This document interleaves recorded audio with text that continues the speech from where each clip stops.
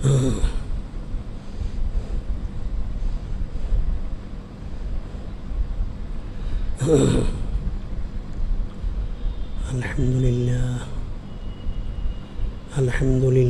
nahmaduhu wa nasta'inuhu wa nastaghfiruh wa nu'minu bihi wa natawakkalu alayhi wa na'udzu billahi min shururi anfusina wa min sayyiati a'malina man yahdihillahu fala mudilla lahu wa man yudlilhu fala hadiya lahu ونشهد أن لا إله إلا الله ونشهد أن سيدنا نبينا حبيبنا شفيعنا مولانا محمدا عبده ورسوله صلى الله عليه وسلم أما بعد فأعوذ بالله من الشيطان الرجيم بسم الله الرحمن الرحيم إن الله وملائكته صلون على النبي يا أيها الذين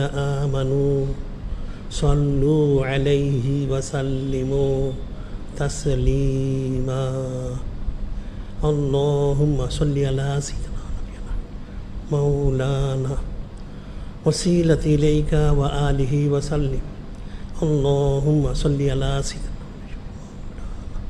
معدن الجود والكرم وآله وسلم اللهم صل على سيدنا النبي الأمي وآله وسلم اللهم صل على سيدنا مولانا وسيلة إليك وآله وسلم اللهم صل على سيدنا معدن الجود والكرم وآله وسلم اللهم صل على سيدنا النبي الأمي وآله وسلم خطبة اليوم في التحقيق وتدقيق ولذكر الله أكبر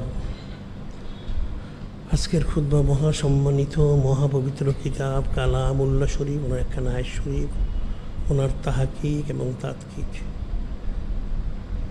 যিনি খলিক, যিনি মালিক রব, তিনি ওয়ালাযিকরুল্লাহি আকবার, অর্থাৎ যিনি খলিক, যিনি মালিক ও মহান আল্লাহ, ওনার জিকির সবচাইতে বড়, সম্মানিত, মর্যাদা সম্পন্ন। সুবহানাল্লাহি। যিনি খলিক, যিনি মালিক, যিনি রব, মহান আল্লাহ পাক, তিনি ওনার মহাসম্মানিত মহাপবিত্র কিতাব কালামুল্লাহ শরীফ ইরশাদ মুবারক করেন, কুল বিফদলিল্লাহি ওয়া বিরহমাতিহি ফাবিযালিকা ফালিয়াফরাহু ওয়া খায়রুম মিম্মা ইয়াজমাউন। যিনি খলিক, যিনি মালিক, যিনি রব, মহান আল্লাহ পাক, তিনি ওনার মহাসম্মানিত মহাপবিত্র হাবিব নূরে মুজাসসাম হাবিবুল্লাহ সঈদুল মুরসালিন ইমামুল মুরসালিন খাতামুন নবীন হুজুর পাক সাল্লাল্লাহু আলাইহি ওনাকে জানিয়ে দিচ্ছেন তিনি যেন সমস্ত কায়নাত বান্দা বান্দি যিনি সবাইকে বলে দেন সকলে মহাসম্মানিত ফজল মোবারক, মহাসম্মানিত রহমত মোবারক ওনাকে লাভ করতে পেরে, সেই জন্য তাদের সকলের দায়িত্ব হলো, কর্তব্য, ফরজ হলো ওনার সম্মানার্থে ওনার জন্য শুকুর গুজারির সাথে ফালিয়াফরাহু শরীফ খুশি মোবারক প্রকাশ করা। সুবহানাল্লাহি। আর এই খুশি মোবারক প্রকাশ করা হচ্ছেন সকলের জিন্দগি, সমস্ত বন্দিগি থেকেও সর্বশ্রেষ্ঠ এবং সর্বোত্তম ইবাদত। সুবহানাল্লাহি। অর্থাৎ সমস্ত সৃষ্টি, সমস্ত কায়নাত একমাত্র মহাসম্মানিত মহাপবিত্র হাবিব নূরে মুজাসসাম হাবিবুল্লাহ হুজুর পাক সাল্লাল্লাহু আলাইহি ওয়াসাল্লাম সম্মানার্থে সর্বপ্রকার নেয়ামত পেয়েছে, পাচ্ছে এবং অনন্তকাল ধরে পেতেই থাকবে। সুবহানাল্লাহ। সে অসংখ্য নেয়ামত বিশেষ হচ্ছে যিনি খলিক, যিনি মালিক, যিনি রহমান আল্লাহ, ওনার এই মহাসম্মানিত জিকির মুবারক। সুবহানাল্লাহ। যিনি খলিক, যিনি মালিক, যিনি রব, মহান আল্লাহ, তিনি আলা বিযিকরিল্লাহি তাতমাইন্নুল কুলুব। যিনি খলিক, যিনি মালিক, রব, মহান আল্লাহ, তিনি নিজের সম্মরক করেন, তোমরা সাবধান সতর্ক নিশ্চয়। মহান আল্লাহ পাক ওনার জিকির, ওনার মাধ্যম দিয়ে মানুষের কল, অন্তর ইতমিনান হয়, ইসলাম প্রাপ্ত হয়। মহব্বত মারিফত নিজবত করবত রাজামন্দি সঞ্চয় হাসিল করে। আর সেটাই মহাসম্মানিত মহাব্দের হাবিব নূরে মুজাসসাম হাবিবুল্লাহ হুজুর পাক সাল্লাল্লাহু নিশ্চিত করেন। আনন্দ বাশির রাদিয়াল্লাহু তাআলা قال سمعت رسول الله صلى الله عليه وسلم يقول إن في الجسد مضغة إذا صلوا صلوا عليه كله إذا فسدت فسد الجسد كله ألا وهي القلب। হুজুর বিন বাশির তিনি বলেন, তিনি শুনেছেন মহাসম্মানিত হাবিব নূরে মুজাসসাম হাবিবুল্লাহ হুজুর পাক সাল্লাল্লাহু নিঃসাদ করেন, ইন্না ফিল জাসাদে মুদগাতান, প্রত্যেক মানুষের শরীরে এক টুকরা গোশত হয়, যা সালুয়া সালু আল্লাহ করলো, ওই যা ফাসাদাত ফাসাদ আল্লাহ করলো। এক টুকরা গোশত রয়েছে প্রত্যেক মানুষের শরীরের মধ্যে, সেই গোশতের টুকরা যদি সংশোধিত হয়ে যায়, ইসলাপ্রাপ্ত হয়, সমস্ত শরীর ইসলাপ্রাপ্ত হয়ে যায়। আর যদি সেটা ধ্বংস হয়ে যায়, ক্ষতিগ্রস্ত হয়, অর্থাৎ বদ তাসিরে, দুনিয়াবি তাসিরে বদ তাসিরে ক্ষতি করতে হলে সমস্ত শরীরটাই বরবাদ হয়ে যায়। নাউজুবিল্লাহ। সেটিকে আলা অহিয়াল কল বলে সাবধান, সেটা হচ্ছে কল্প। কল্প স্থলে সব ইসলাম হয়, আর কল্প বরবাদ সব বরবাদ হয়। এটা আমি আগেও বলেছি, প্রত্যেক মানুষের শরীরের মধ্যে 1 লক্ষ 1.25 লক্ষ লতিফা রয়েছে, প্রায় 1.25 লক্ষ লতিফা।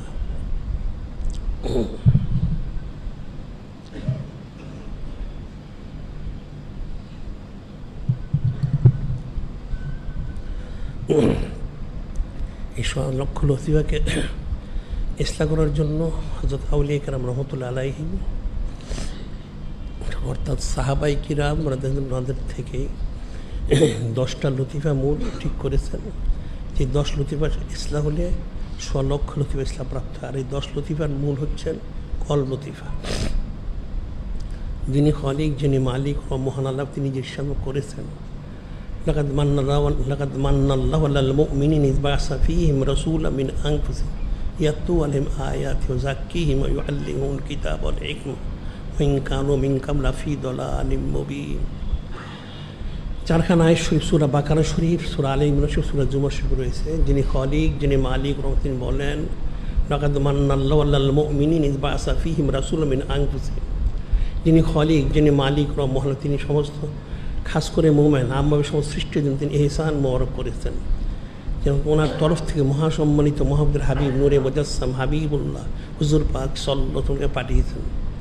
কেন পাঠিয়েছেন? লক্ষ কোটি কারণ, তাদের কয়েকটা কারণ বলা হয়েছে। আয়াত সময় তেলাওয়াত করে শোনাবেন, কিতাব শিক্ষা দিবেন, হিকমত সুন্নাহ শরীফ শিক্ষা, এবং ইউজাক্কিম ইসলাহ করবেন। যদিও পূর্বে কেউই হেদায়েত প্রাপ্ত ছিল না, হেদায়েত দেওয়ার জন্য, ইসলাম প্রাপ্ত করার জন্য, মহব্বত মারিফত নিজবত কুরবত দেওয়ার জন্যই তিনি ওনাকে পাঠিয়েছেন। এটা একটা কারণ।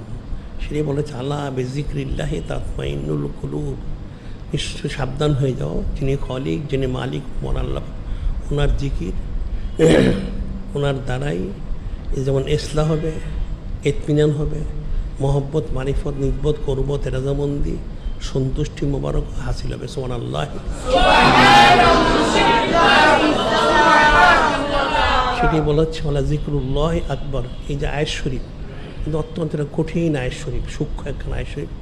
এটা কিন্তু সাধারণভাবে মানুষের উপলব্ধির বাইরে। যিনি ইনসান বুঝতে না পারার কারণে তারা জিকির থেকে গাফিল, আর গাফিল হওয়ার কারণে তাদের কঠিন অবস্থার সম্মুখীন। একজন কালামুনে বলা হচ্ছে, ফাওয়াইলুল লিল কাসিয়াতি কুলুবুহুম মিন যিকরিল্লাহ, ফাওয়াইলুল লিল কাসিয়াতি কুলুবুহুম মিন যিকরিল্লাহ উলাইকা ফী দালালিম মুবিন। যিনি খালিক, যিনি মালিক ও মহান, তিনি ইরশাদ মোবারক করেন, ফাওয়াইল, ওয়াইল, আফসুস, জাহান্নাম ওই ব্যক্তির জন্য, আল কাসিয়াতি কুলুবুহুম মিন যিকরিল্লাহ, যাদের কলবটা যিনি খালিক, যিনি মালিক ও মহান আল্লাহর জিকির থেকে গাফেল হওয়ার কারণে কঠিন পাষাণ হয়ে গেছে। জিকির থেকে গাফেল হওয়ার কারণে তাদের অন্তরটা, তাদের কল্পটা কঠোর কঠিন হয়ে গেছে, অর্থাৎ দুনিয়ামুখী হয়ে গেছে। নাউজুবিল্লাহ। উলাইকা ফী দালালিম মুবিন। যিনি খালিক, যিনি মালিক, তিনি বলতেছেন এরা হচ্ছে প্রকাশ্য গোমরাহে, তারা গোমরা। নাউজুবিল্লাহ। এর কারণ সব বলা হচ্ছে হাদিস শরীফে। কি বলা হচ্ছে? হযরত ইবনে ওমর রাদিয়াল্লাহু তাআলা আনহু ক্বালা রাসূলুল্লাহ সাল্লাল্লাহু আলাইহি ওয়াসাল্লাম লা তুকসিরুল কালামা বিগাইরি যিকরিল্লাহ ফাইন্না কাসরাত কালামা বিগাইরি যিকরিল্লাহ কাসওয়াতুল লিল কলব ওয়া ইন্না আবাদান নাস মিনাল্লাহিল কলবুল কাসি। হযরত ইবনে ওমর রাদিয়াল্লাহু তিনি বর্ণনা করেন মহাসম্মানিত মহাপুত্র হাবিব নূরে মুজাসসাম হাবিবুল্লাহ হুজুর পাক সাল্লাল্লাহু আলাইহি ওয়াসাল্লাম ইরশাদ করেন লা তুকসিরুল কালামা বিগাইরি যিকরিল্লাহ, আল্লাহ পাক ওনার জিকির ব্যতীত তোমরা অনর্থক অতিরিক্ত কথাবার্তা বলো না। যিনি খলিক, যিনি মালিক ও মহান আল্লাহ পাক ওনার জিকির ব্যতীত মহাসম্মানিত মহাপুত্র হাবিব নূরে মুজাসসাম হাবিবুল্লাহ হুজুর পাক সাল্লাল্লাহু ওনার জিকির ব্যতীত অতিরিক্ত কথাবার্তা বলো না। লা তুকসিরুল কালামা বিগাইরি যিকরিল্লাহ ফাইন্না কাসরাতাল কালামা বিগাইরি যিকরিল্লাহ কাসওয়াতুল লিল কলব, নিশ্চয়ই অতিরিক্ত এই কথাবার্তাগুলি মানুষের অন্তরকে, কল্পটাকে কঠিন, পাষাণ করে দেয়, গাফিল করে দেয়। এবং এরপর বলে দিচ্ছেন ওয়াইন্না আবাদান নাস মিনাল্লাহিল কলবিল কাসি, আর নিশ্চয়ই যে অন্তরগুলি কঠিন, কঠোর, গাফিল, যিনি খলিক, যিনি মালিক মহল্লা, ওনার থেকে তারা অনেক দূরবর্তী। নাউজুবিল্লাহ। অর্থাৎ যাদের অন্তরটা কঠোর হয়ে গেছে জিকিরের সাথে গাফিল হওয়ার কারণে, এরা যিনি খলিক, যিনি মালিক ও মহান আল্লাহ পাক মহাসম্মানিত আমাদের হাবিব নূরে মুজাসসাম হাবিবুল্লাহ হুজুর পাক সাল্লাল্লাহু আলাইহি ওয়াসাল্লাম, ওনাদের থেকে তারা অনেক দূরবর্তী। ওনাদের মহব্বত, মারিফত, নিসবত, কুরবত, রাজামন্দি, সন্তুষ্টি এরা কখনো হাসিল করতে পারবে না। নাউজুবিল্লাহ। হাসিল করতে হলে বেশি জিকির। সেটি বলছে উযকুরুল্লাহ কাসীর আল্লাহ আল্লাকুম তুফলিহুন, উযকুরুল্লাহ কাসীর আল্লাহ আল্লাকুম তুফলিহুন। বেশি বেশি জিকির করো, তাহলে অবশ্যই তোমরা কামিয়াব হাসিল করবে। অন্যতে কখনো মহব্বত, মারিফত, নিসবত, কুরবত, রাজামন্দি, সন্তুষ্টি হাসিল করতে পারবে না। এই যে আয়াত শরীফ,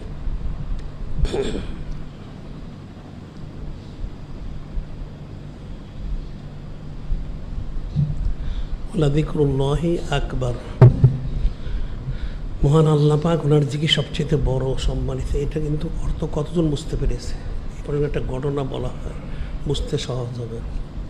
যে ইবনে সিনা কিতাবে লেখে পৃথিবীর ইতিহাসের এই পর্যন্ত সবচেয়ে বড় ডাক্তার যে সৃষ্টি হয়েছে সে হচ্ছে ইবনে সিনা।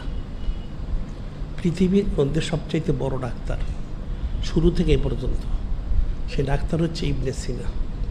সে শুধু ডাক্তারি বিদ্যা না, বিজ্ঞানের প্রত্যেকটা বিষয়, কালামুল্লাহ শরীফ, হাদিস শরীফ, ইজমা শরীফ, কিয়াস শরীফ, অর্থাৎ দিন এবং দুনিয়া প্রত্যেকটা বিষয় অত্যন্ত সে মাহের, অভিজ্ঞ ছিল। সে কতটুকু অভিজ্ঞ ছিল যার কারণে তার ছাত্ররা তাকে বলতো যে আপনি এক কাজ করেন, আপনার এত ইলিম, এত কালাম, এত জ্ঞান, আপনি নবী দাবি করেন। তার ছাত্ররা বলতো যে আপনি নবী দাবি করেন, এটা স্বাভাবিক হবে, গ্রহণযোগ্য হবে।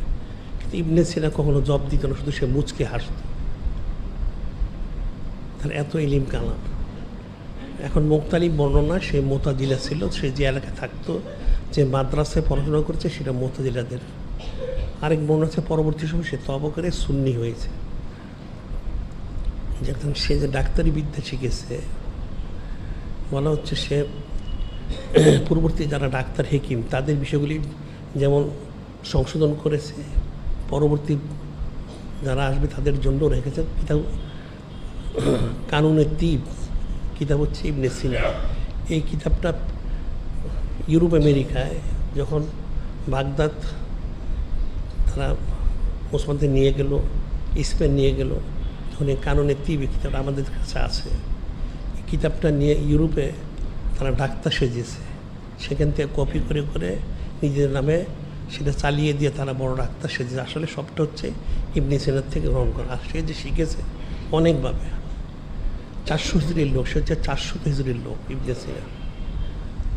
সে তার ছাত্রদেরকে কবরস্থান পাহারাদার হিসেবে দাঁড় করে রেখে, নূতন কবর দিলে কোনো লাশ, সেই কবর থেকে লাশটা তুলে সে কেটে তার যেটা দেখা প্রয়োজন সেটা দেখে সে লিপিবদ্ধ করতো। এইভাবে সে ডাক্তারি বিদ্যা পরিপূর্ণ একটা বিদ্যায় সে রূপদান করেছে। সুবহানাল্লাহ, সাল্লাল্লাহু আলাইহি। এত বড় সে ডাক্তারের জন্য বলা যায় পৃথিবীর সৃষ্টি শুরু থেকে এই পর্যন্ত যত ডাক্তার জন্ম হয়েছে তার মধ্যে সবচেয়ে বড় ডাক্তার হচ্ছে ইবনে সিনা। এবং আরও বলা হয়েছে সে তো তাকে তারা বলতো নবী দাবি করার জন্য। একদিন সে যে এলাকায় থাকে সে এলাকা হচ্ছে সেখানে অনেক ঠান্ডা পড়েছে, বরফ পড়তেছিল, আশেপাশে নদী পুকুরগুলি সব বরফ হয়ে গেছে। ইবনে সিনার যখন তার বাড়িঘর ছিল, তার দরবার শরীফ, তার গবেষণা কেন্দ্র, থাকার জায়গা, পাশে একটা বড় একটা পুকুর ছিল। পুকুরটা ঠান্ডায় পুরো পানিটা বরফ হয়ে গেছে। তাই যেই ছেলেগুলো বলেছিল ইবনে সিনাকে নবী দাবি করার জন্য, তাদের মধ্যে প্রধান, তার খুব ঠান্ডা লেগেছে, সর্দি কাশি জ্বর। তো শরীয়তের মাসালা হচ্ছে অতিরিক্ত ঠান্ডা যদি লাগে, পানি ব্যবহার করা সম্ভব না হয়, তাহলে তায়াম্মুম করলেও চলবে। ইবনে সিনা তখন তাকে বললো, তুমি এক কাজ করো, তোমার তো অতিরিক্ত ঠান্ডা লেগেছে, পানি পাবে কোথায়, সব ঘরের ভিতরে পানিগুলো বরফ হয়ে গেছে, তুমি তায়াম্মুম করে নামাজ পড়ো। তো সেই ছেলেটা বললো যে অসুবিধা নেই, আমাদের পাশে যে পুকুরটা আছে এখানে বরফ হয়ে গেছে, ঠিকই আছে, তো বরফগুলি কিছু নাড়াচাড়া করলে এটা পানি হবে, সেই পানি দিয়ে উজু করে নামাজ পড়া দেবে, তাহাজ্জুদের নামাজ পড়বে। ঠিক আছে, সে সেটা পড়লো। তো নামাজ শেষ হলো, তখন ইবনে সিনা বললো যে দেখো, একজন সঈদুল মুরসালিন, ইমামুল মুরসালিন সাল্লাল্লাহু আলাইহি ওনার কথা মোবারক আর এক উম্মতের কথা, ওনার পার্থক্য হচ্ছে এইটা। খুব মনোযোগ শুনবেন, এই কথা বোঝা যাবে না। যখন নামাজ শেষ হলো তখন ইবনে সিনা ওই ছেলেটাকে বলল, এই ছেলেটা হচ্ছে যারা বলেছিল ইবনে সিনাকে যে আপনি নবী দাবি করেন তাদের প্রধান। সে ঠান্ডার মধ্যে, সর্দি কাশি জ্বরের মধ্যেও বরফ নাড়াচাড়া করে ঠান্ডা পানি বের করে অজু করে সে তাহাজ্জুদ নামাজ আদায় করেছিল। নামাজ যখন আদায় হলো তখন ইবনে সিনা বলেছিল, তুমি মনে রেখো, একজন সঈদুল মুরসালিন, একজন ইমামুল মুরসালিন, একজন খাতুন নবীন, নূরে মুজাসসাম হাবিবুল্লাহ হুজুর পাক সাল্লাল্লাহু তিনি এবং ওনার উম্মতের কথার মধ্যে পার্থক্য হচ্ছে এইটা। তার অর্থ কী? তার অর্থ হচ্ছে 400 বছর আগে তিনি বলে গেছেন সামর্থ্য থাকলে অজু করে নামাজ পড়বে, তুমি কিন্তু এটি পালন করলে, আর তোমার ওস্তাদ আমি, তোমার সামনে উপস্থিত, তুমি নিজে বলেছ আমাকে নবী দাবি করার জন্য, আমি নবী দাবি করিনি। তারপর আমি বললাম তুমি তাইমুমকে নামাজ পড়, কিন্তু তুমি আমার কথা শুনলে না। এটা হচ্ছে একজন উম্মত আর নবীর কথার পার্থক্য। সুবহানাল্লাহি ওয়া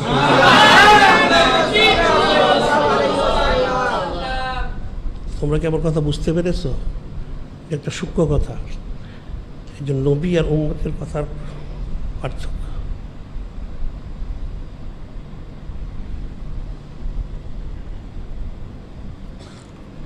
একজন রসুল সাল্লাল্লাহু ওনার কথার যে তাসির মোবারক 400 বছর পূর্বের হলেও, অনেক দূরবর্তী হওয়ার পরেও তুমি কিন্তু সেটাই পালন করলে, আমার কথা মানে তোমরাই বলে থাকো যে আমাকে নবী দাবি করার জন্য। এটা আমার বলার বিষয় হচ্ছে যে তারা তাকে নবী দাবি করতে বলতে, কিন্তু নবী আর উম্মতের কথার পার্থক্য তুমি বোঝার জন্য। 1 নম্বর। আর 2 নম্বর হচ্ছে ইবনে সিনা বড় ডাক্তার, সে সব রকম ওষুধ তৈরি করেছে। তার মৃত্যুর সময় এই জিকিরটা সবচেয়ে বড়, সেটা বোঝার জন্য এই কথাগুলি, এটা মনে রাখতে হবে, মনোযোগ দিয়ে শুনতে হবে। মৃত্যুর সময় সে একটা ওষুধ তৈরি করলো। সে বলল যে পৃথিবীর ইতিহাসে মানুষ সমস্ত রোগের ওষুধ সৃষ্টি করেছে, করতে পারবে, কিন্তু একটা মুর্দাকে জিন্দা করার ঔষধ একমাত্র আমি ব্যতীত কেউ পারবে না। মুর্দাকে জিন্দা করার যে ঔষধ, সেই ঔষধটা একমাত্র আমি তৈরি করতে পারবো, ইবনে সিনা, আর কেউ সেটা তৈরি করতে পারবে না। কিন্তু সব রোগের ওষুধ সবাই তৈরি করতে পারবে। এটা বলে সে একটা ওষুধ তৈরি করলো, 1 বোতল 1 শিশি তৈরি করে তার প্রধান ছাত্রকে সে বলল, তুমি এক কাজ করে রেখে দিবে, যখন ইবনে সিনা ইন্তেকাল করবে তার শরীরে 7 দিন মালিশ করবে, 7ম দিন ইবনে সিনা জিন্দা হয়ে যাবে। মুর্দা ইবনে সিনা জিন্দা হবে, 7 দিন মালিশ করতে হবে। এই ওষুধটা দিয়ে ইবনে সিনা যখন ইন্তেকাল করলো তখন তার ছাত্র তার কথা মোতাবেক 1 দিন 2 দিন 3 দিন মালিশ করলো। দেখলো আস্তে আস্তে খুব তরুতাজা, স্বাভাবিক, মনে হচ্ছে সে ঘুমিয়ে আছে। কিন্তু 3য় দিন মালিশ করার পর শিশিটা রাখতে যেয়ে এটা হাত থেকে পড়ে ভেঙে ওষুধগুলি মাটিতে ছড়ায় যায় এবং মাটিটা ওষুধগুলি চুষে নেয়, যার কারণে এরপরে বাকি আর 4 দিন মালিশ করা যায় না। এত বড় ডাক্তার সে ছিল, আকল বুদ্ধি সমজ ইলিম কালাম অনেক বেমেসাল মানুষ তাকে মনে করতো পৃথিবীর সেই সময় সে সবচেয়ে বড় জ্ঞানী। এই ইবনে সিনা এক বন্ধু সহপাঠী ক্লাসমেট যেন একসাথে পড়াশোনা করেছে একজন ব্যক্তি, যিনি বুজুর্গ আলী আল্লাহ, তিনি কামেলের শায়েখ ছিলেন, ওনার অনেক মুরিদ মোতাবেক। ইবনে সিনার বাড়ি থেকে ওনার বাড়ি কাছেই। তো একদিন ইবনে সিনা মনে মনে চিন্তা করলো ওনার ওখানে একদিন যাই, দেখি তিনি কী করেন। সে আসলো সন্ধ্যার সময়। সন্ধ্যার সময় যখন আসলো, আসার পরে সে দেখতে অনেক লোক, সেও প্রবেশ করলো, পরিচিত লোক। সে বুজুর্গ ব্যক্তি ইবনে সিনাকে বসালেন, বসায় খোঁজখবর নিলেন। ইবনে সিনা ব্যাপারটা লক্ষ্য করতেন, তিনি কী করেন। তালিম তালকিনি হলো, দর্শ তাদরিস হলো, খুব ভালো কথা। যাওয়ার সময় লোকজন অনেক তেল পানি কালো জিরা জমা করলো সামনে, তেল পানি কালো জিরা এবং অন্যান্য আরও যেগুলি ফু দেওয়ার জন্য। ইবনে সিনা সেটা লক্ষ্য করতেছিল। তিনি ফু দিলেন, তারা সেটা নিয়ে গেল। যখন নিয়ে গেল, লোক সব চলে গেল, সে বললো যে কথা আছে কি কথা। সে সরাসরি বললো যে আর প্রতারণা কতদিন করবেন। ইবনে সিনা মহাজ্ঞানী তাকে বলতো মানুষ। সে সরাসরি বুঝে ব্যক্তি বলতে আপনি এইসব প্রতারণার কতদিন করবেন। তার অর্থ আপনার ফু দিলে যদি কাজ হয়ে যায়, তাহলে আমাদের ডাক্তারি বিদ্যার কী প্রয়োজন। এত কষ্ট করে আমরা ডাক্তারি বিদ্যা শিখেছি, শেখাচ্ছি, ওষুধ বানাচ্ছি, তাহলে ওষুধের কী প্রয়োজন থাকতে পারে। এই প্রতারণা কতদিন করবেন। সে বুঝবে তিনি ব্যাপারটা বুঝতে পারেন যে আসলে ইবনে সিনা একটা গণ্য মূর্খ দেখা যায়। তাকে মানুষ মহাজ্ঞানী বলে, আসলে সেটা মূর্খ।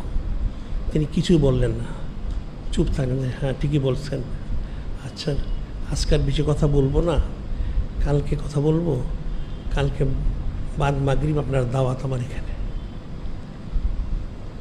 ওই বুজুর্গ ব্যক্তি বললেন যে আজকের কথা বলবো না, কোনো জবাব দিলেন না, কালকে কথা বলবো, জবাব দিব, আপনার দাওয়াত কালকে বাদ মাগরিব। ঠিক আছে।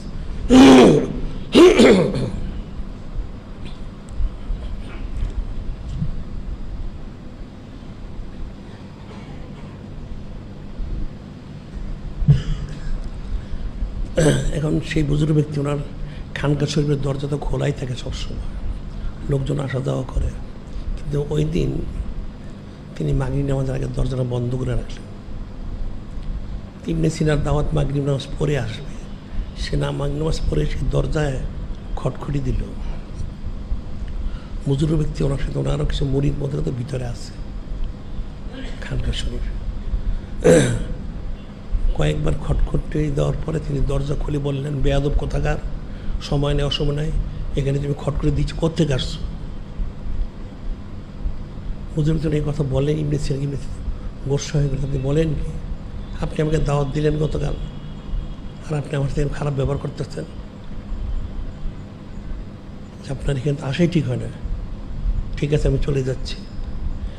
এদিকে সে বুঝবে তিনি কথাটা বলে সাথে দরজাটা বন্ধ করে দিলেন তার মুখের উপরে, খুব জোরে আওয়াজ করে। সে খুব রাগারাগি করে কিছু চিৎকার করে সে বলে ঠিক আছে আমি চলে যাচ্ছি। সে যাওয়ার জন্য যখন রওনা হলো, তিনি আবার দরজাটা খুললেন, খুলে হাসি মুখে বললেন যে আরে আপনার তো দাওয়াত, আপনি যাচ্ছেন কোথায়, হাসেন। সে তো আরও উত্তেজিত হয়ে গেল, আপনাকে আমার সাথে ঠাট্টা করতেছেন। উনি জড়ায় ধরলেন, না না ঠাট্টা না, আপনার তো দাওয়াত দেওয়া হয়েছে, আসেন। সে তো আসবে না কোনো মতেই, সে গোসা করে উনি জড়ায় ধরে তার প্রবেশ করালেন, বসালেন যে ঠিক আছে ভুল হয়ে গেছে। সে আস্তে আস্তে ঠান্ডা হলো, তার অনেক খাবারের ব্যবস্থা করলো, সে অনেক খাবার খেলো। যখন খাবার খাওয়া শেষ হয়ে গেল, তখন তিনি বললেন যে আপনার কালকের কথার জবটা আজকে আমি দিব। সেটা কি, যে কোরআন শরীফে আছে আল্লাহ জিকরুল্লাহ আকবর, আল্লাহ ওনার জিকিরটা সবচেয়ে বড়। আমার এই জবান দিয়ে আমি আপনাকে বললাম আপনি সময় সময় এখানে আসছেন, কোত্থেকে আসছেন, বেয়াদব আদব কায়দা নেই। আমার এই কথাটা শুনে আপনি উত্তেজিত হইলেন, আমার এই কথাটা এত তাসির। আবার ঠিক দরজা বন্ধ করে দিলেন, আপনি ঘোষণা করলেন, আবার আমি খুলে আপনাকে হাসি মুখে ডাকলাম, আপনি খুশি হয়ে গেলেন, আমার ঘরে আসলেন, দাওয়াত খেলেন। তাহলে আমার এই কথার দ্বারা, শক্ত কথার দ্বারা যে আপনি অসন্তুষ্ট হন, আর মিষ্টি কথার দ্বারা যে আপনি সন্তুষ্ট হন, এই তাসির যদি হইতে পারে, তাহলে কোরআন শরীফ, কালামুল্লাহ শরীফ, আয়াত শরীফ পরে ফু দিলে তার তাসির হবে না?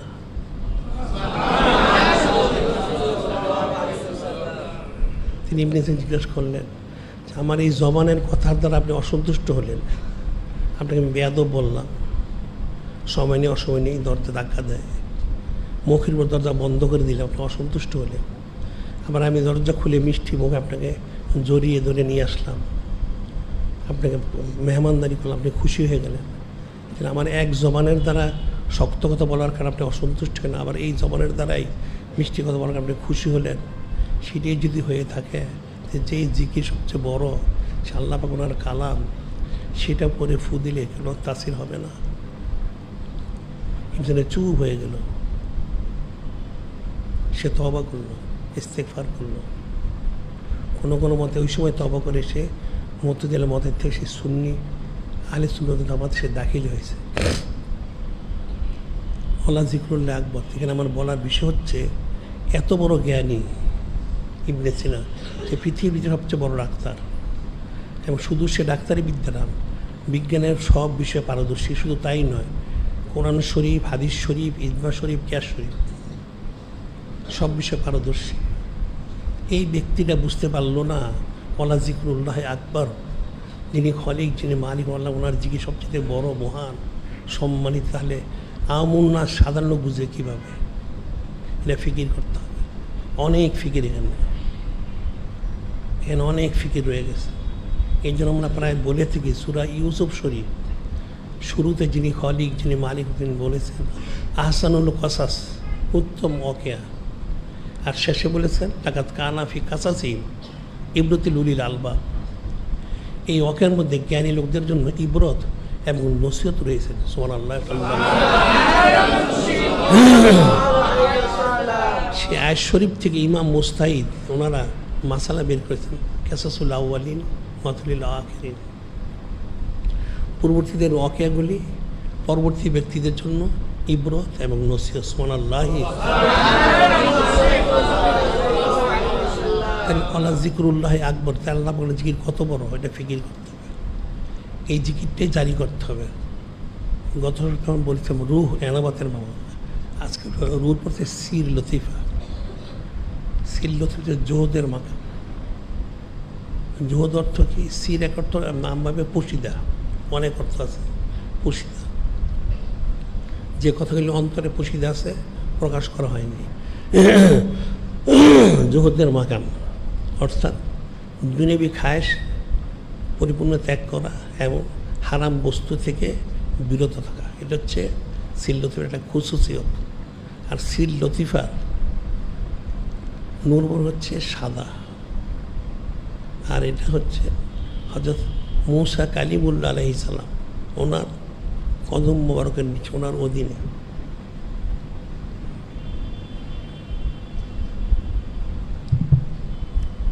সির লতিফা,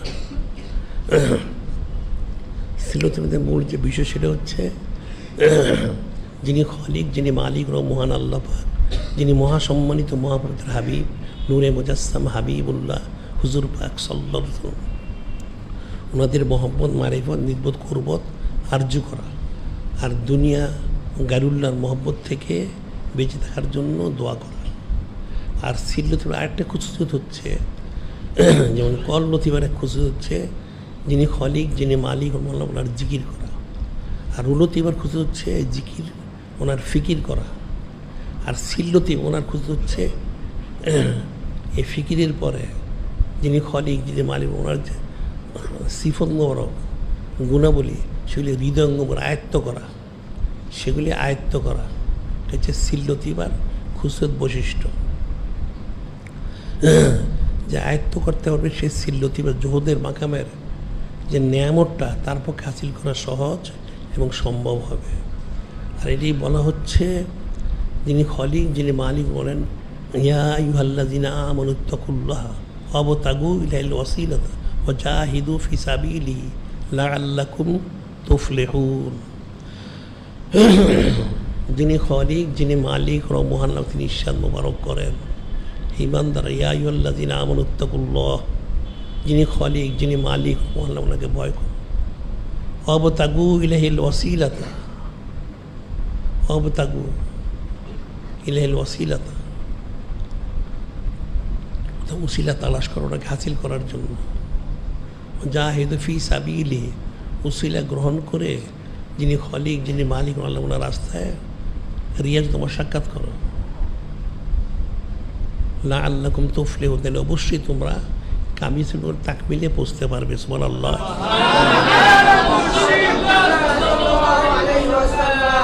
এখানে কয়েকটা কথা বলা হচ্ছে। প্রথম, ইয়া আইয়ুহাল্লাযীনা আমানুত্তাকুল্লাহ, যিনি খলিক, যিনি মালিক, আল্লাহ ওনাকে ভয় করো।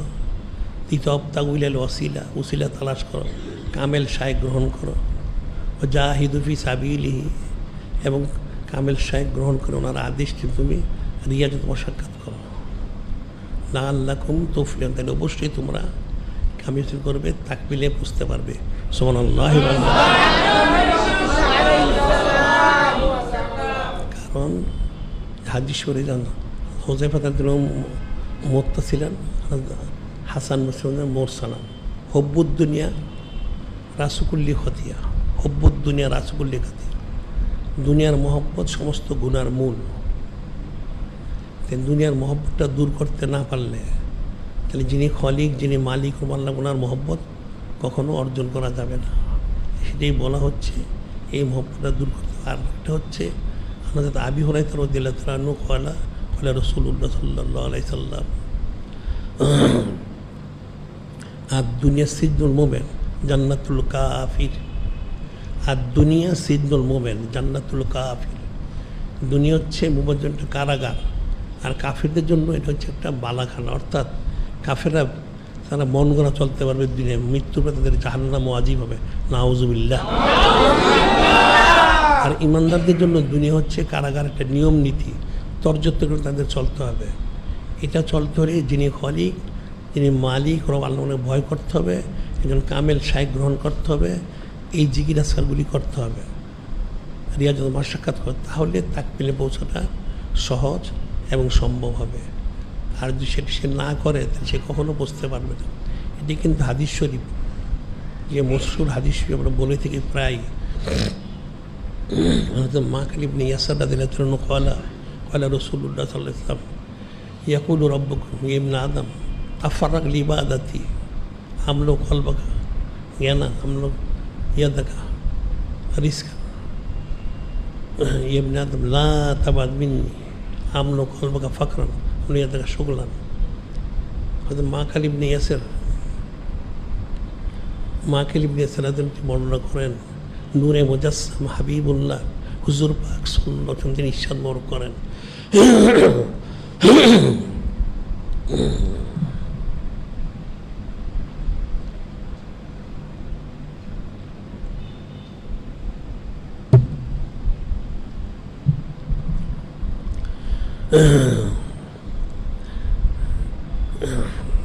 যে নূরে মুজাসসাম হাবিবুল্লাহ হুজুর পাক সাল্লাল্লাহু আলাইহি ওয়াসাল্লাম করেন, যিনি খলিক, যিনি মালিক, তিনি বলেন ইয়াকুলু রাব্বুকুম, তোমাদের রব তাআলা বলেন, ইয়া ইবনে আদম, হে আদম সন্তান,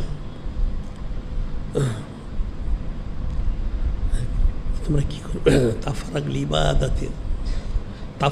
লিইবাদাতি, আমার ইবাদত বন্দির জন্য সময় বের করো, অর্থাৎ আমার ইবাদত বন্দি তোমরা মশগুল থাকো, দুনিয়ার কাজ কাম থেকে সময় বের করে সবসময় আমার ইবাদত বন্দি জিকির ফিকিরে মশগুল থাকো। তাহলে কী হবে?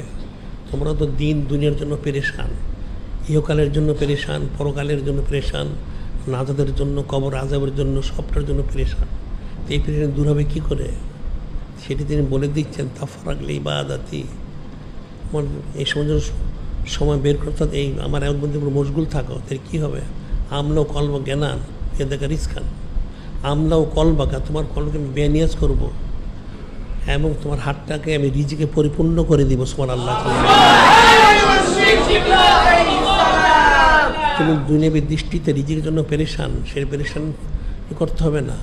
আর অন্তরটাকে বেনিয়াজ করবো, পরকালের জন্য পেরেশান, সেটা প্রয়োজন নেই। অন্তর বেনিয়াজ, অন্তর একপদ যিনি খলিক, যিনি মালিক, মহান আল্লাহ পাক, মহাসম্মানিত মুহাম্মদ হাবিব নূরে মুজাসসাম হাবিবুল্লাহ হুজুর পাক সাল্লাল্লাহু ওনাদের মহব্বতে অন্তর সবসময় গরক থাকবে। সুবহানাল্লাহ।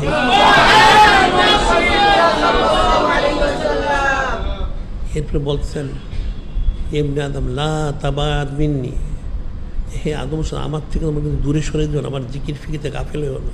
এর কী হবে? আমলা কলবাকা ফাকরান, আমলাও কলবাকা ফাকরান, আমরা ইয়াদাকা শুগলান। তাহলে কী হবে? তোমাদের কলরা দারিদ্রতায় পরিপূর্ণ হয়ে যাবে। নাউজুবিল্লাহ। এবং হাতটা ব্যস্ত হবে কিন্তু রিজিক কিন্তু পাবে না। নাউজুবিল্লাহ।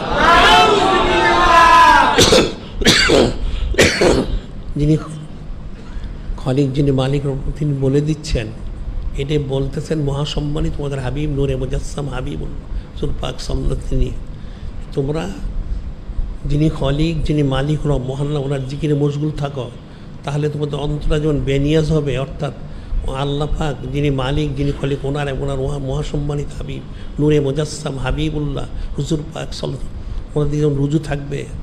এবং ঠিক একইভাবে তোমার রিজিকের জন্য কোনো চিন্তা করতে হবে না, কুদরতি রিজিক তুমি লাভ করবে। সুবহানাল্লাহ। এরপর বলে দিচ্ছেন তোমরা আমার থেকে দূরে সরে যাও, আমার জিকির থেকে গাফেল হয়েও না। গাফেল হলে কী হবে? একদিক হচ্ছে তোমার অন্তরটা অবমাননে গায়রুল্লাহর মুহতাজ হয়ে যাবে। নাউজুবিল্লাহ।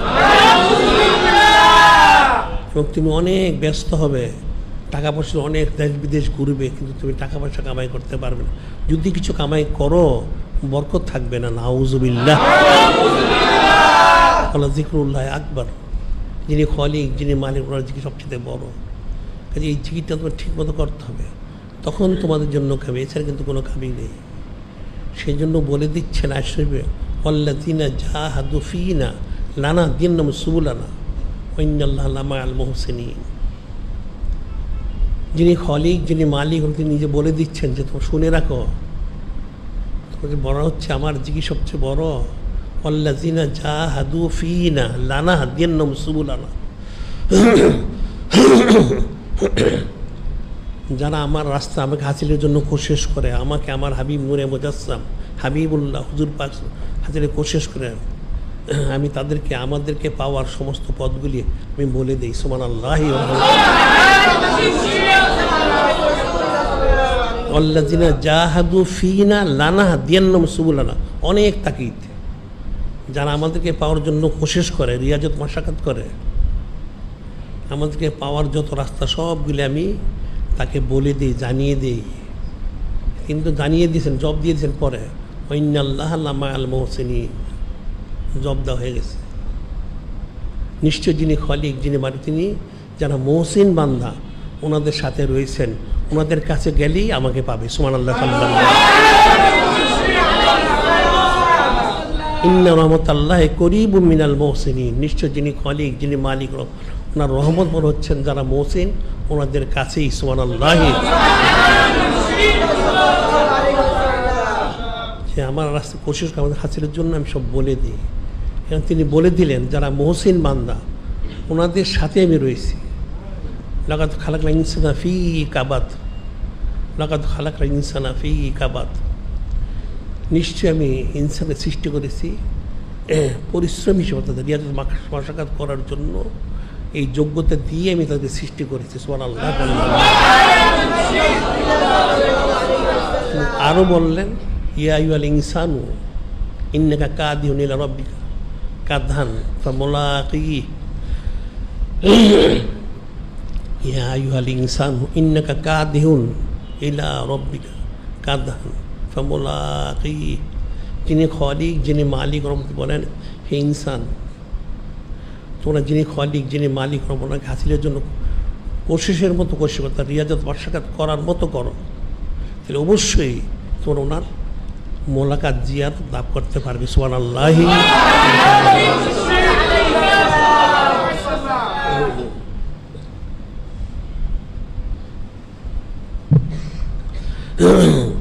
সেই রিয়াজত মাশাকাত করতে হবে, করলে তখন তার পক্ষে হাসিল করা সহজ সম্ভব হবে। এটাই বলেছে আনাস ইমাম আউয়াল ইসলাম কয়লা রাসূল সাল্লাল্লাহু কুনু মিন আবনাইল আখিরা ওয়ালা তাকুনু মিন আবনাইদ দুনিয়া, কুনু মিন আবনাইল আখিরা ওয়ালা তাকুনু মিন আবনাই দুনিয়া, দুনিয়ার সন্তান হও না, পরকালের সন্তান হও। অর্থাৎ দুনিয়াদার হও না, দিনদার হও। দিনদার হওয়ার জন্য রিয়াজ মাশাকাত করতে হবে।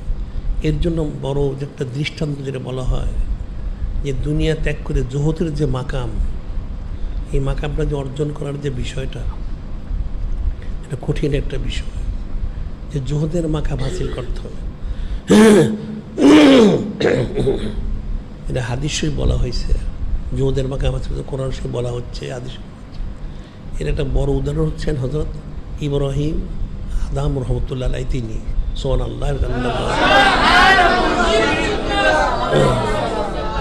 হাদিস শরীফে বর্ণিত রয়েছেন মা জাহিদা আব্দুল ফিদ দুনিয়া, মা জাহিদা আব্দুল ফিদ দুনিয়া ইল্লা আম্মাতাল্লাহু হিকমাতা ফি কলবিহি।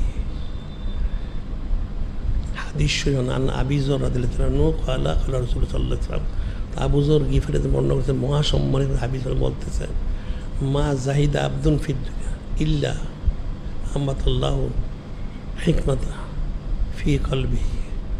যখন কোনো বান্দা দুনিয়া থেকে বিরাগ হয়ে যায়, তখন যিনি খলিক, যিনি মালিক আল্লাহ, তিনি তার অন্তরের মধ্যে হিকমত, সূক্ষ্ম জ্ঞান দান করেন। সুবহানাল্লাহ। ওয়ান্তাকা বিহা লিসানাহু, ওয়ান্তাকা বিহা লিসানাহু, এবং ওই হিকমতপূর্ণ কথাগুলি ওই বান্দার জবান দিয়ে বলান মানুষকে নসিহত করার জন্য। সুবহানাল্লাহ।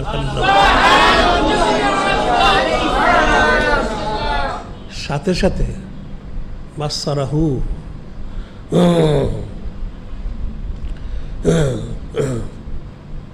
আয়বা দুনিয়া, দাহু দাহা দাওয়াহা, এবং সাথে বাসারাহু, এবং সেই দৃষ্টিটা দান করেন, সেই যোগ্যতা দান করেন ওই বান্দাকে।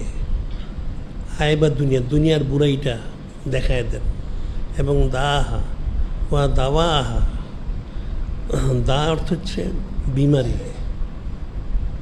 দাওয়া আহা অর্থাৎ তার ঔষধগুলি, দুনিয়ার বুড়াইটা, দুনিয়ার কি মহলিকাত, কি মুনজিয়াত, সবটা সেই বান্দাকে আল্লাহ পাক সেই ইলমটাও দান করেন। আখরাজু মিনহা, আখরাজাহু মিনহা সালেমান ইলা দারিস সালাম, এবং শেষ পর্যন্ত যিনি খলিক, যিনি মালিক আল্লাহ, তিনি ওই বান্দাকে দুনিয়া থেকে উত্তমভাবে বের করে সে জান্নাতুল ফেরদৌসে প্রবেশ করিয়ে দেন। সুবহানাল্লাহ। এখানে প্রথমে বলা হচ্ছে যে বান্দা মা জাহেদা আব্দুল ফিদ দুনিয়া, যে দুনিয়া বিরাগ হয়, যিনি খলিক, যিনি মালিক বললাম, তিনি তার অন্তরের মধ্যে হিকমত দান করেন, সূক্ষ্ম জ্ঞান। আর সেই জ্ঞানগুলি সেই বান্দা জবানে প্রকাশ করেন, মানুষ শুনে ইবরত হাসিল করে। এবং সেই বান্দা শুধু এতটুকু না, দুনিয়ার যা ত্রুটি, সেটা মহলেকাত মুনজিয়াত, দুনিয়ার যে সমস্ত রোগ, যে বিমারগুলি মানুষকে ক্ষতি করে, আর যেই মানুষের শেফা লাভ করে, অর্থাৎ দিনদারি হাসিল করে, সেই জ্ঞানটাও দান করেন। এই অবস্থায় বান্দা চলতে থাকে, শেষ পর্যন্ত তাকে দুনিয়া থেকে বের করে উত্তমভাবে তিনি ইন্তেকাল দান করান, তাকে জান্নাতে প্রবেশ করিয়ে দেন। সুবহানাল্লাহ। হাজারো ইবরত নসিহত ওয়াকিয়া, তার মধ্যে বড় একটা নসিহত হচ্ছে হযরত ইব্রাহিম আদম রহমতুল্লাহ আলাইহি, যিনি বলখের বাদশা ছিলেন। ওনার জীবনীটা কিন্তু অত্যন্ত একটা কঠিন একটা জীবনী। ইব্রাহিম হচ্ছে উনি সে মূল বুজুর্গ। ওনার বাবার নাম ছিল আদহাম। যে আদহাম, উনি ছিলেন একজন বুজুর্গ মজ্জুব। তিনি একজন বুজুর্গ ওলি আল্লাহ মজ্জুব ছিলেন। তিনি মুখতালিফ বর্ণনা, কেউ বলে তিনি স্বপ্নে দেখেছেন, কেউ বলে উনি এলহা মেলকা করা হয়েছে। কী করা হয়েছে? যে ওনাকে বলা হয়েছে, তখন বলখের যে বাদশা ছিল, সেই বাদশার একটাই মাত্র মেয়ে ছিল। তখন আদম রহমতুল্লাহ আলাইহি, ওনাকে বলা হচ্ছিল যে আপনি যদি এই মেয়েটাকে বিয়ে করেন, এই ঘরে একটা সন্তান জন্মগ্রহণ করবে, সেই সন্তানটা অনেক বড় ওলি আল্লাহ হবেন। ওনাকে কয়েকবার বলা হয়েছে, এটা অস্বাভাবিক ব্যাপার, কারণ তিনি একজন মজ্জুব, ফকিরি হালে তিনি চলতেন। উনি বাদশার দরবারও যেতেন, পরিচয় ছিল মোটামুটি, কিন্তু এই স্বপ্ন দেখার কারণে তিনি এটা কী করে বলবেন। কিন্তু অনেকবার বলার কারণে একবার গেলেন বাদশার দরবারে, সেখানে যে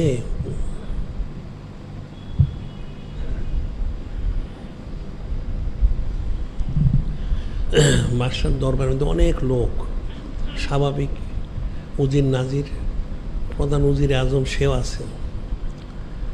হযরত আদম রাহমাতুল্লাহ বললেন, বাদশাকে সরাসরি সে বাদশার মেয়েকে বিয়ের তিনি প্রস্তাব দিলেন সমস্ত বড়া মজলিসে।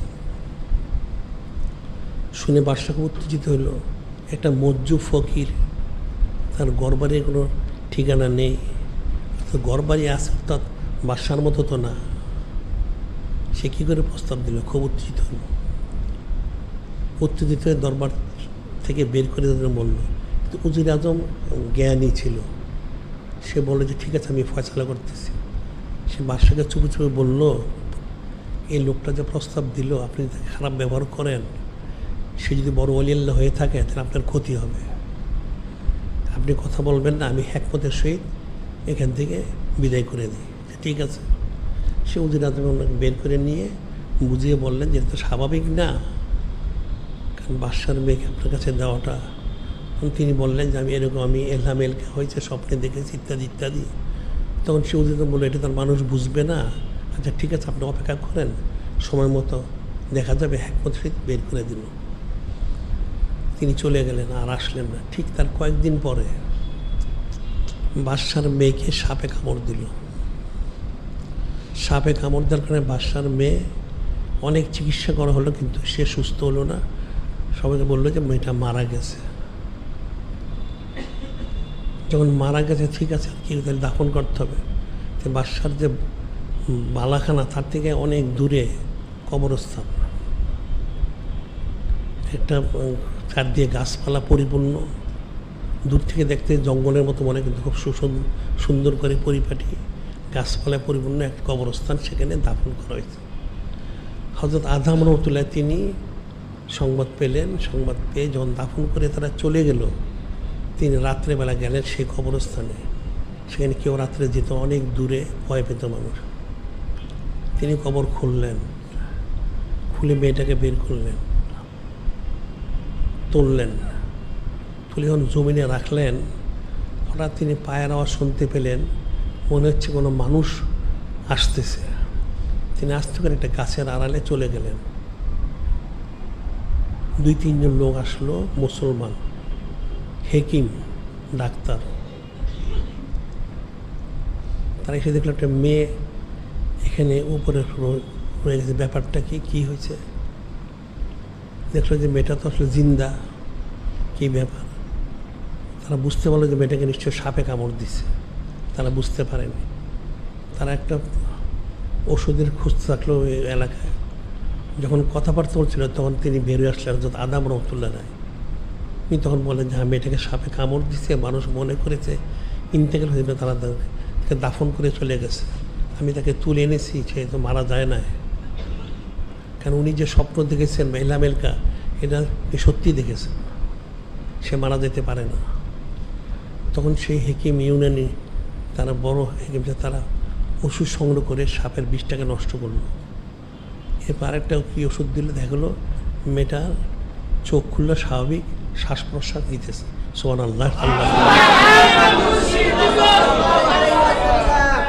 তখন সে হেকিম কবিরা বললো, তার কিছু ওষুধ দিয়ে দিল, আপনি তাকে বাড়ি নিয়ে যান, অসুবিধা নেই, বিষ নষ্ট হয়ে গেছে, সে এখন স্বাভাবিক জীবনযাপন করবে। সত্যি মেয়েটাকে সে আদামকে বাড়িতে নিয়ে গেলেন, নিয়ে তিনি তর্তিমত বিয়ে করলেন। সে মেয়ের ঘরে একটা ছেলে হলো, সেটি হযরত ইব্রাহিম রাহমাতুল্লাহ আলাইহি। এখন তিনি বাদশার দরবার শরীফ থেকে কিছু দূরে থাকেন। ছেলে যখন বড় হলো, তাকে এক মাদ্রাসায় ভর্তি করা হলো। মাদ্রাসাটা বাদশার দরবার শরীফের সামনে রাস্তা দিয়ে যেতে হয়। এই ছেলেটা 5-7 বছরের ছেলে। এই ছেলেটা মাদ্রাসায় যায়, বাদশা কিন্তু দূর থেকে দেখে সে মনে চিন্তা করে ছেলেটার চেহারাটা অনেকটা আমার মেয়ের মতো। ছেলে কোথার থেকে আসে, তার খুব মহব্বত, ছেলেটাকে ডেকে কাছে বসায়, তার মেহমানদারি করে এবং এরপর আবার যেতে দেয়। প্রতিদিন এই কাজ করে বাসা। আর মনে মনে চিন্তা করে ছেলেটাকে দেখতে আমার মেয়ের মতো দেখা যায়, কিন্তু কাউকে কিছু বলে না। একদিন তাকে রেখে দিল, দেরি হয়ে গেল, সন্ধ্যা হয়ে গেছে। হযরত আদম খুঁজতে খুঁজতে আসলেন, ছেলেটা গেল কোথায়? লোকেরা বললো যে বাদশার দরবারে একটা ছেলে আছে, ওইটিকে আপনার ছেলে? তুমি প্রবেশ করলে, হ্যাঁ তো আমার ছেলে। বাদশাহ হয়তো আদমকে দিকে বলে যে কী, মানে এটা কে? এখানে আপনার ছেলে? হ্যাঁ আমারও ছেলে, আপনার মেয়েরও ছেলে। বাদশাহ চুপ হয়ে গেল। আপনি বলেন কি? হ্যাঁ এটা আমারও ছেলে, আপনার মেয়েরও ছেলে। মানে অর্থ কী? আমার মেয়ে তো ইন্তেকাল করেছে, কারণ আপনার ইন্তেকাল করেননি। কোথায় আছে? আমার বাড়িতে আছে। ছেলে নিয়ে আসেন। বাদশার লোকজন পাঠাইল, সে মেয়ে সবাইকে নিয়ে আসলো। সত্যি বাদশার মেয়ে। সুবহানাল্লাহ। তখন আদম তিনি সমস্ত ইতিহাসটা বললেন। বাদশা শুনল। বাদশা এই জন্য খুব লজ্জিত হইল যে ওর সাথে খারাপ ব্যবহার করেছে। আর মেয়েটা আসলে মারা যায়নি, জিন্দাই ছিল, উনি যে জিন্দা করেছেন এই জন্য শুকরগুজারি করলো। সে আদম সহ সবাইকে সেখানে থাকার ব্যবস্থা করল। আর পরবর্তী বাদশা হলেন হযরত ইব্রাহিম আদম। তিনি বাদশা হওয়ার পরে যখন উপযুক্ত হইলেন, তখন উনি যে দুনিয়াদারি সব ছেড়ে দিলেন, ছেড়ে দিয়ে যিনি যে এত বড় বুজুর্গি আল্লাহ হলেন, সে কয়েকটা ওয়াকিয়া বলা হয়।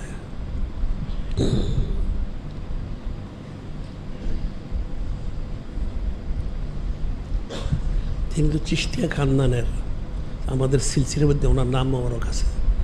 ইব্রাহিম ফুজাইল বিন আইজুল খলিফা, আর ওনার প্রধান খলিফা হযরত হুজাফা মারাশি রহমতুল্লাহ আলাইহ। আমাদের সিলসিলায় সাদর শরীফ ওনার নাম মোবারক আছে। বলা হয় তিনি একদিন রাত্রে শুয়ে আছেন, ছাদে আওয়াজ হচ্ছে, কি ব্যাপার? এক ব্যক্তি বললো, ছাদে আমার একটা উট হারিয়েছে, আমি উটটা খুঁজতে এসেছি। তখন বললেন যে আপনি একটা মূর্খ লোক, উট হারিয়েছে, উট ছাদে আসে কি করে? তখন সেখান থেকে ওই ব্যক্তি বলতেছে, এটা যদি সম্ভব না হয় তাহলে সোনার আসনে বসে, স্বর্ণের নির্মিত আসনে বসে, এত দামি কাপড় চোপড় পরে যিনি খলিক, যিনি মালিক আল্লাহ পাক, ওনার কী করে হাসিল করা সম্ভব হতে পারে? এটা বলে সেই লোক অদৃশ্য গেল। উনি চিন্তিত, ব্যাপারটা কি?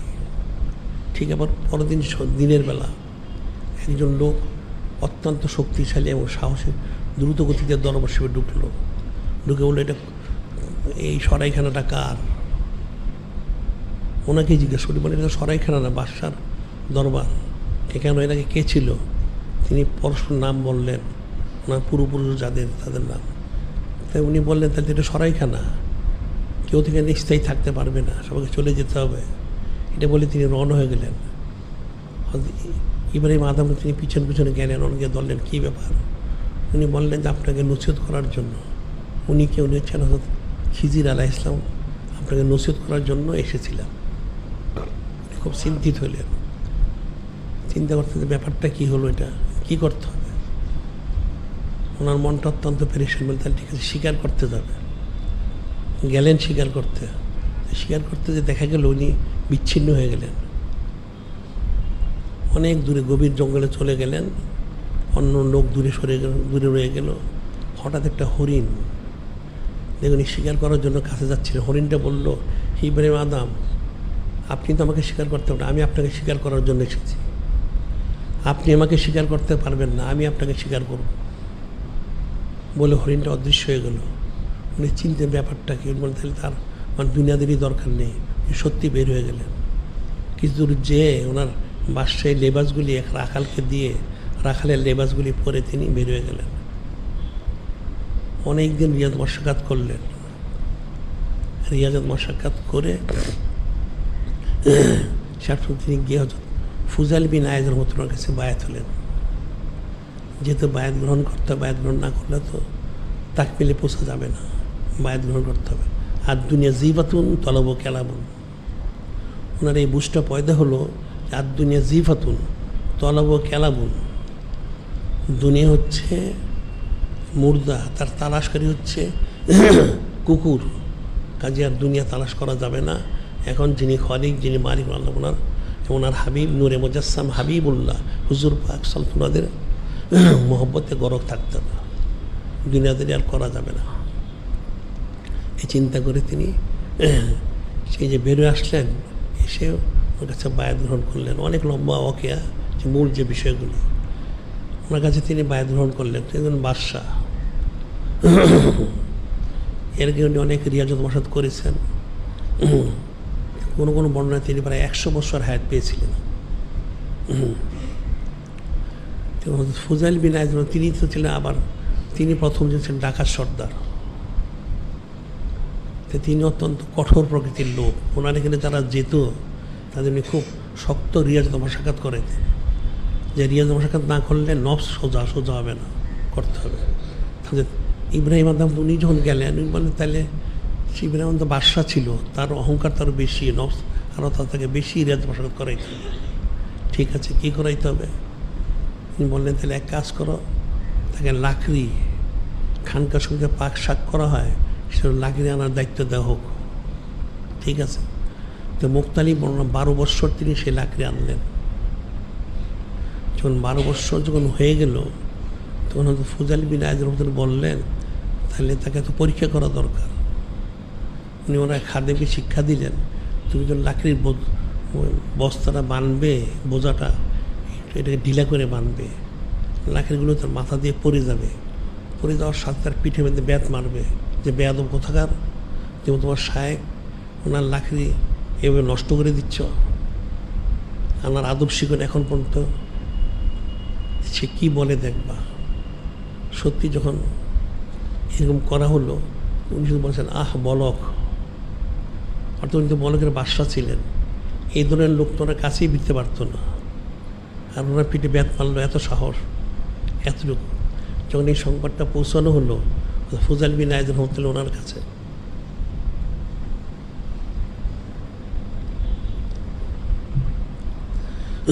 তখন তিনি বললেন যে তার তো অহংকার যায় না এখনও, তাকে দরবারে বের করে দাও, এখানে তাকে রাখা যাবে না। 12 বৎসরে যখন সে ইসলাম প্রাপ্ত হয়নি, তো কবে হবে? এর আগে তো সে অনেক রিয়াজত মাসাকাত করেছে।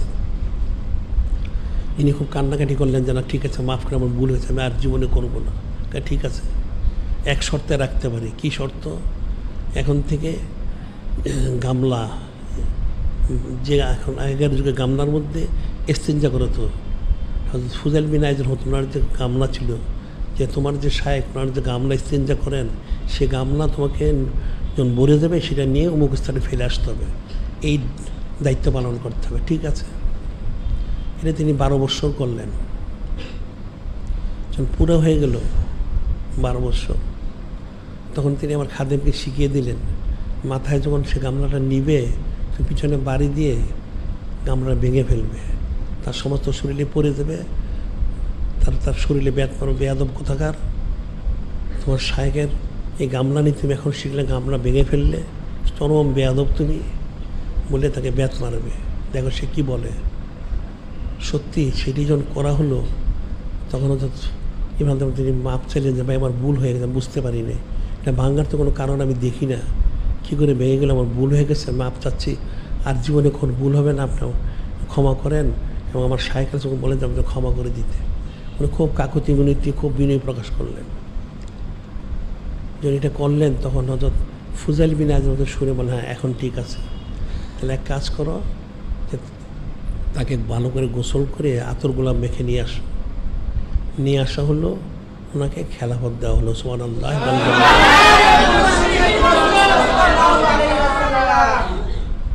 খেলাফত দেওয়া হলো। এই 12 বৎসর 24 বৎসর ওনার এখানে সাধনা করেছেন।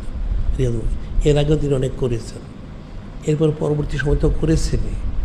এই যে বিষয়টা, হব্বুদ্দিনের রাসূল লেখা দুনিয়ার সমস্ত গুনার মূল, সেই মহব্বতটা তর্কুদ্দিন রাসূলিয়াতা, দুনিয়া মহব্বত তর্ক সমস্ত আবাদতের মূল।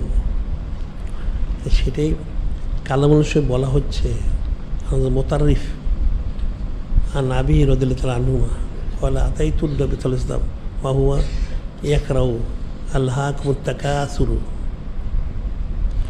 ক্বালা ইয়াকুলু ইবনে আদম মালি মালি ক্বালা ওয়া হাল্লাকা ইবনে আদম ইল্লা মা আকালতা ফাআফনাইতা আও লাবিসতা ফাআবলাইতা আও তাসাদ্দাকতা ফাআমদাইতা।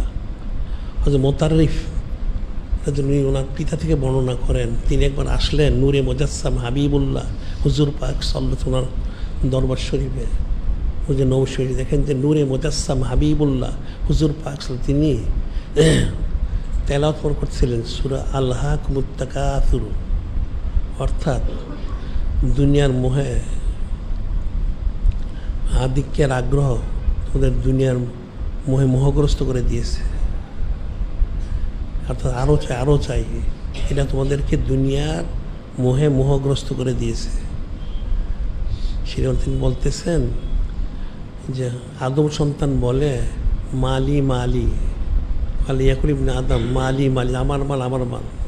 খালা ও হাল্লাকা ইবনে আদম, তিনি বলছেন হে ইবনে আদম সন্তান ইল্লা মাকালতা ফাফনাইতা, তুমি যেটা খেয়ে হজম করে ফেলেছো সেটা, আর লাবিস্তা ফাবলাইতা, আর যেটা পরিধান করে পুরাণ করে ফেলেছো যেটা আর কেউ পড়তে পারবে না, আর তাসাদ্দাকতা ফামদায়, তার যে তুমি তোমার জন্য দান করে দিয়েছো পরকালের জন্য, এই তিনটা ভিত্তিকে তোমার কোনো মাল আছে? কিন্তু তোমার কোনো মাল নেই। তুমি যেটা দান করে দিয়েছো পরকালে থাকবে, আর যেটা পরিধান করে পুরাণ করে তার কেউ পড়তে পারবে না এমন অবস্থা, আর যে তুমি খেয়ে ফেলেছো হজম হয়ে গেছে, এই তিনটা তোমার মাল, এছাড়া তো মাল নেই। আর সেটি আবার আরেক হাদিসে বলা হচ্ছে আনুনাস সাল সিদ্দিক আলাইহিস সালাম আর রাসূল ইসলাম কলা দুনিয়া দারু মাল্লা দার আল্লাহু মালু মাল্লা মাল আল্লাহু লাইয়াজ মান আখলা আল্লাহু, আর দুনিয়া দারু মাল্লা দার আল্লাহু, দুনিয়া ওই ব্যক্তির ঘর যার পরকালে কোনো ঘর নেই। মালু মাল্লা মাল আল্লাহু, আর দুনিয়ার মাল সম্পদ ওই ব্যক্তির যার পরকালে কোনো মাল সম্পদ নেই। লাহাইয়াজব মাল্লা আখলা আল্লাহু, আর দুনিয়া ওই ব্যক্তি সম্পদ সঞ্চয় করে যার কোনো আকল বুদ্ধি নেই। নাউজুবিল্লাহ।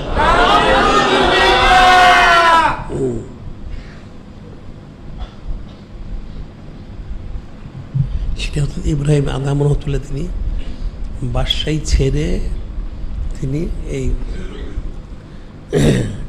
হাকিকি যে আল্লাহ হওয়া সেই বিষয়গুলো তিনি বলতেন, যদি রাজা বাদশারা বুঝতোই আমার বিষয়টা, তাহলে সমস্ত রাজা বাদশারা বাদশাহী ছেড়ে আমার কাছে চলে আসতো। সুবহানাল্লাহ সাল্লাল্লাহু এই যে বিষয়টা যে দুনিয়া বিরাগ, অর্থাৎ দুনিয়ার মোহে মোহগ্রস্ত না হওয়া এবং নিষিদ্ধ পরিহার করা, এটা হচ্ছে সিল লতিবার খুশুসিয়ত। সিল লতিবার যদি সে তাকমিলে পৌঁছে তখন তার জোহদের মাকামটা আসিল, তখনই সে দুনিয়ার থেকে বিরাগ হয়ে যায় এবং তখনই সে হাকিকি মোহাম্মদ মানবতাল করে তাকমিলে পৌঁছে। সুবহানাল্লাহ সাল্লাল্লাহু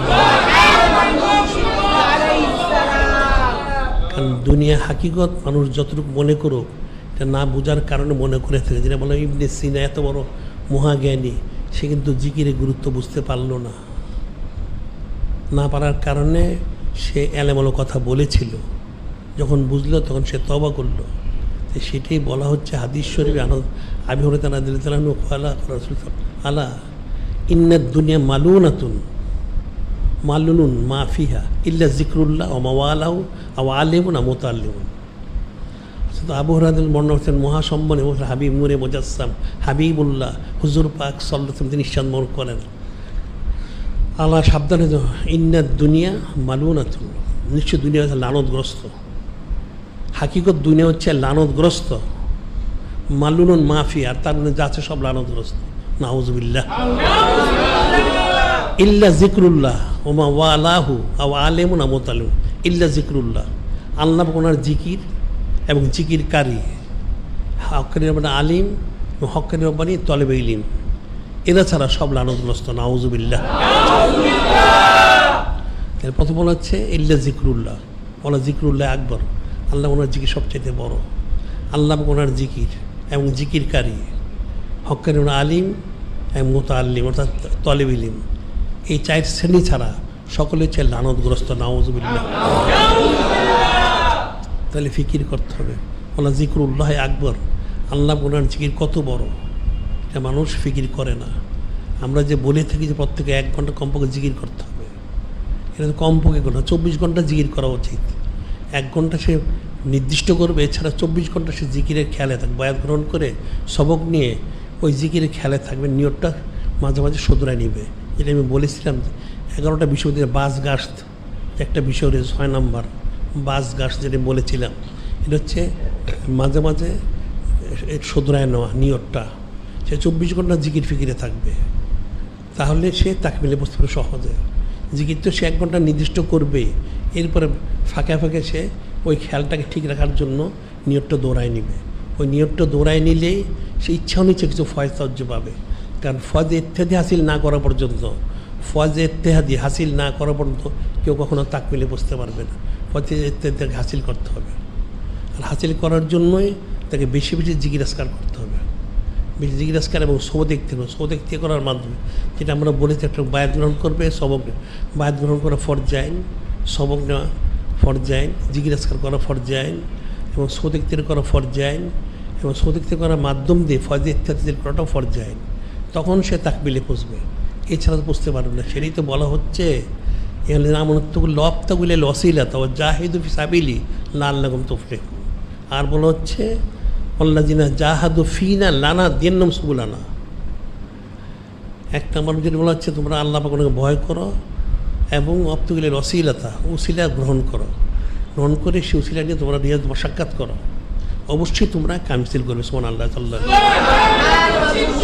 আর দ্বিতীয় বলা হচ্ছে আল্লাযিনা জাহাদু ফিনা লানা দিন্নাম সুবুলানা, যারা আমাকে হাসিল করে, যারা আমাদের হাসিল করতে কোশিশ করে আমার রাস্তায়, আমাদেরকে পাওয়ার সমস্ত পদগুলি আমি বলে দিই। আমার পাওয়ার পদগুলি কী সেগুলি বলে দাও, সেগুলি বলে দাও। বায়াত গ্রহণ করো, সবক নাও, জিকির ফিকির করো, সবক ইখতিয়ার করো, ফয়েজ ইত্তেহাদি হাসিল করো। এর জন্য যা প্রয়োজন সেগুলি করো। যে 1 ঘন্টা কমপক্ষে জিকির এবং পবিত্র সুন্নাত ইত্তেবা করা এবং ইলম অর্জন করা বলে দেওয়া হচ্ছে।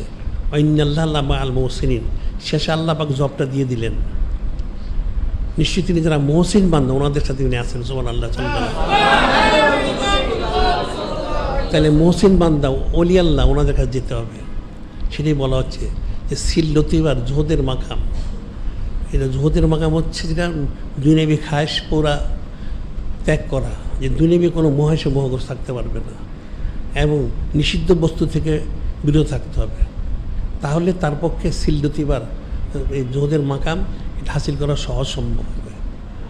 অন্যতে সে কখনো কিন্তু জোহদের মাকাম হাসিল না পারলে তার পক্ষে ফয়েজ ইত্তেহাদি হাসিল করা সম্ভব হবে না এবং তার পক্ষে কখনো তাকবিলে পৌঁছাটাও সম্ভব হবে না। নাউযুবিল্লাহ। কাজে বিষয়গুলি ফিকির করতে হবে। এখন যেটা আমরা এর আগে বলেছি, ৫ খুসিয়ত, 11টা বিষয়, call Latiba, rule Latiba, seal লতিবার বৈশিষ্ট্য, জোহদের মাকাম, এবং যারা করেছেন তারা তাকবিলে পৌঁছেছেন। হযরত ইব্রাহিম আদম রহমাতুল্লাহ তিনি বাদশাহী ছেড়ে দিলেন, ছেড়ে দিয়ে তিনি রিয়াজ মুশাক্কাত করলেন, কামেল শায়েখ বায়াত গ্রহণ করলেন, সবক নিলেন, জিকির ফিকির করলেন, সবক ইখতিয়ার করে ফয়েজ ইত্তেহাদি হাসিল করলেন এবং তাকবিলে পৌঁছলেন। সুবহানাল্লাহ। এবং ওনার পরবর্তী সময় বলা গেল 2জন প্রধান খলিফা, শাকিক বলকি রহমতুল্লাহ আর হুযায়ফা মারাশিদ, তো মূল হচ্ছেন হুযায়ফা মারাশিদ। ওনার মাধ্যম দিয়ে এই চিশতিয়া খানদান, এই সিলসিলা যেটা আমরা, যে সিলসিলা আমাদের সাজ্জাদ শরীফে ওনার নাম মোবারক, ওনার মাধ্যমে জারি হয়েছে। সুবহানাল্লাহ। কাজে সিল লতিবার মূল বিষয় হচ্ছে যিনি খলিক, যিনি মালিক, আল্লাহ পাক ওনার সিফত গুণাবলীগুলি আয়ত্ত করা, হৃদয়ঙ্গম করা। আয়ত্ত করতে পারলেই তার পক্ষে সেটা সহজ হবে। কাজে যিনি খলিক, যিনি মালিক, মহাল্লাহ, যিনি হাকিকিভাবে আল্লাহ জিকরুল্লাহ আকবর, আল্লাহ সবচেয়ে বড় সম্মানিত, এইটি উপলব্ধি করে জিকির ফিকির করে সবক করার মাধ্যমে ফয়েজ হাসিল করে সবাইকে তাকবিলে পৌঁছার যেন তৌফিক দান করেন।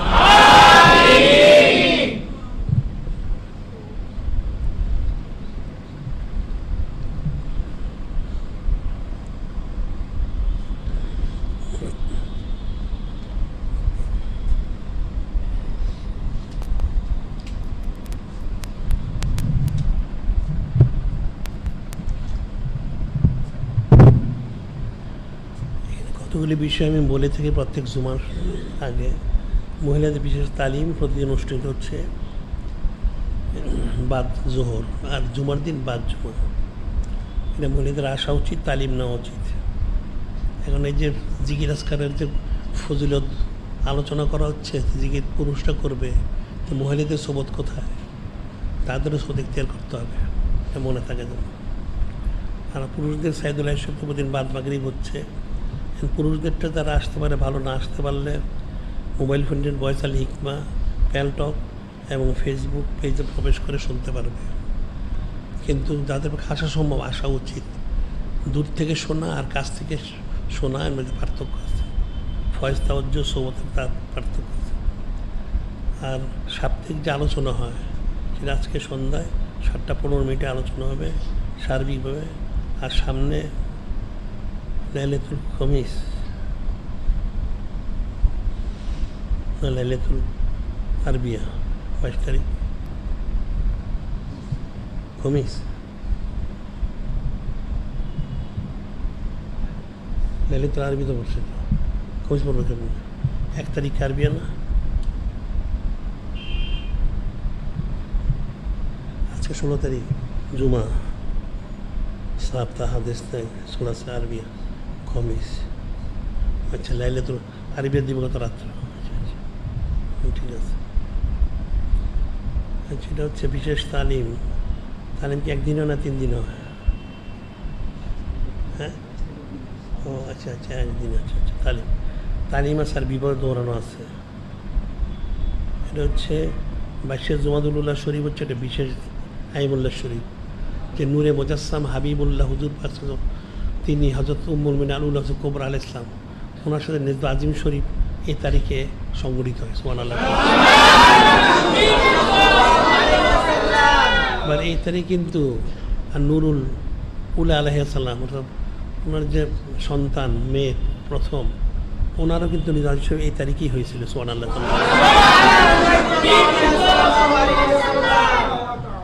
আর এছাড়া আরও আছে জাদ্দুর ওনার বেসাল শরীফ, তারপরে আবার ইয়ের বেসাল শরীফ আছে, ইবনে জুন্নুরাইন আছে ওনার বেসাল শরীফ। তো ওই দিন তালিম হয় এবং বিবাহ দৌড়ানো হয়। এটা প্রতিদিন জানানো হচ্ছে, এটা পরে খোঁজ দিনে বিস্তারিত জানা যাবে। আচ্ছা, আর এই মাহফিলে বিশেষ যেহেতু বিবাহ দৌড়ানোর বিষয় আছে, এই বিষয়ে মসিউজ্জামান বেলাল সাহেবের সাথে যোগাযোগ করলে জানা যাবে। আর কার আছে দায়িত্বে যোগাযোগ করলে জানা যাবে। আর দপ্তর সাহেবের যোগাযোগ করলে জানা যাবে। যে দৈনিক আল ইসলাম শরীফ, এটা আন্তর্জাতিক পত্রিকার আর্থিক খেদমত করা সবার জন্য ফরজ। সরাসরি করতে হতে বিজ্ঞাপন দিয়েও করতে পারে। ওয়াজ শরীফ, কাজ শরীফ, তেলাওয়াত শরীফ, কারিয়ানা শরীফ সিডি সংগ্রহ করতে হবে। ওয়াজ শরীফকে সংগ্রহ করতে হবে ইলিমের জন্য, কাজী শরীফ সংগ্রহ করতে হবে গান বাজনাতে বেঁচে থাকার জন্য, আর তেলাওয়াত শরীফ কারিয়ানা সিডি সংগ্রহ করতে হবে বিশুদ্ধ কোরআন শরীফ পড়ার জন্য। কোরআন শরীফ বিশুদ্ধ করে পড়া ফরজে আইন, এটা সবাইকে সংগ্রহ করা ফরজ মনে রাখতে হবে। আর বাইতুল মাল শরীফ তো আমরা বলেছি, আমরা কোটি কোটি মাদ্রাসা, মসজিদ, কিতাবাদি আমরা ছাপাবো করবো ইত্যাদির জন্য বাইতুল মাল শরীফ করা হয়েছে। আর মেয়েদের সমস্ত পর্দা করা ফরজ আইন, এই জন্য আলমুতমাইন্না হাসপাতাল করা হয়েছে, অ্যাম্বুলেন্সের ব্যবস্থা রাখা হয়েছে এখানে, যাতে মহিলাদের চিকিৎসা মহিলাদের দ্বারাই করা হয়। পুরুষদের চিকিৎসার ব্যবস্থা এখানে আছে। আর সাইদুল্লাহ হিসেবে হাদিয়া বাক্স, দান বাক্স পাওয়া যাচ্ছে সংগ্রহ। আর যে সমস্ত জায়নামাজগুলি কাবা শরীফ এবং পবিত্র রওজা শরীফ ছবিযুক্ত, সেখানে নামাজ পড়া যাবে না, কুফরি হবে, তাজিমের সাথে রেখে দিতে হবে।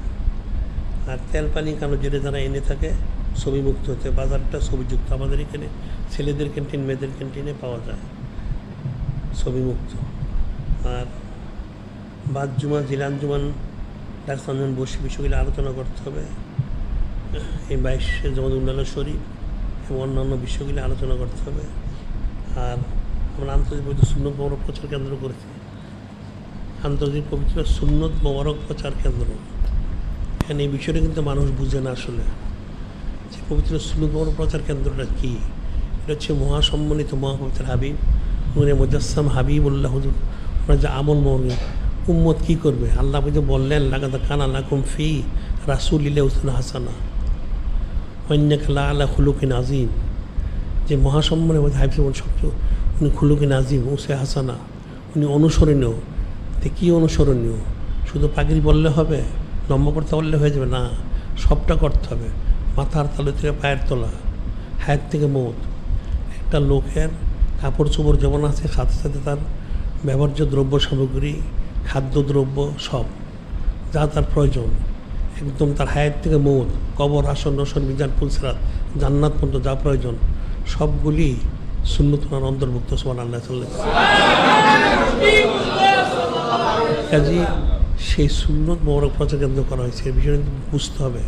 এই যে আমি ইবনে সিনা ওনার কথা আমি বললাম কেন, যে জিকরুল্লাহ আকবর, এর আগে অনেক ওকে বলা হয়েছে যে এত বড় মহাজ্ঞানী, কিন্তু বুঝতে পারলেন না যে জিকিরটা কত তাসির করতে পারে। এটা মানুষের মুখের কথা তাসির করে, তাহলে কালামুল হিসেবে কত তাসির করবে, জিকির কত বড়, কিন্তু বুঝতে পারেনি। এই বিষয় কিন্তু ফিকির করতে হবে। তাহলে সুন্নত মোর অনেক ফজিলত। একটা সুন্নত পালন করলে বলা হচ্ছে 100 শহীদ। কেমন? বদর এবং উহুদের জিহাদে। সুবহানাল্লাহ। আর আরেকটা কথা আমরা বলে থাকি, এটা মানুষ বুঝুক অথবা না বুঝুক, এটাই সত্য এবং সঠিক। একখানা সুন্নত মোর যদি এক পাল্লায় রাখা হয়, আর পৃথিবীর সৃষ্টি সুখের সকলের আমল যদি আরেক পাল্লায় রাখা হয়, তাহলে সুন্নত মোর একখানা, এটার ওজন বেশি হবে। সুবহানাল্লাহ। কারণ যেটা ইজমা হয়ে গেছে, এটা ইজমা হয়ে গেছে, সেই জন্য বলা হয় যে বিষয়টা ফিকিরে, সেটা হচ্ছে যে একটা মাটি কিন্তু কোনো মর্যাদা নেই। মাটির মধ্যে গরু, ছাগল, হাঁস, মুরগি ইস্তেঞ্জাও করে। এই মাটিটা যদি নূরে মুজাসসাম হাবিবুল্লাহ হুজুর পাক ওনার জিসিম মুবারক নূরে মুজাসসাম, ওনার কোনো অঙ্গ প্রত্যঙ্গ স্পর্শ করা হয়, তাহলে সেই মাটির মর্যাদা আরও কুরসি, লৌহ কলম, কাবা শরীফ সব কিছু থেকে বেশি হয়ে যায়। সুবহানাল্লাহ।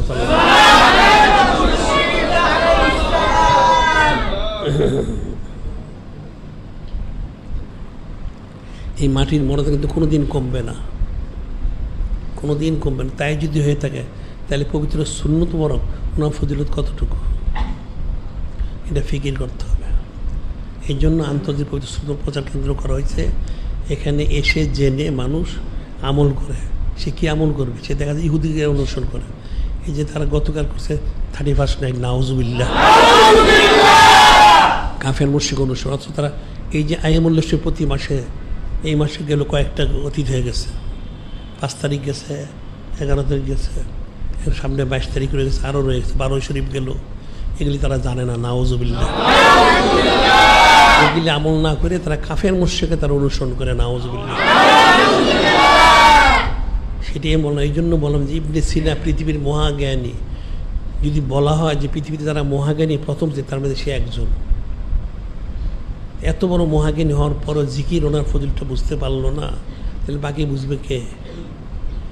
কিন্তু অনেক ফিকিরের বিষয়। আমাদের এই কথাগুলি ফিকির করতে হবে, ফিকির না করলে বোঝা যাবে না। গত সপ্তাহে আমি বলেছিলাম যে সুবহানাল্লাহ শব্দের যে খুসুসিয়ত সুলাইমান তখ্তের ব্যাপারে বলা হয়েছিল। এক কৃষক বলেছিলেন যে সুবহানাল্লাহ, আল্লাহ মনে কত বড় ত্বক দিয়েছেন।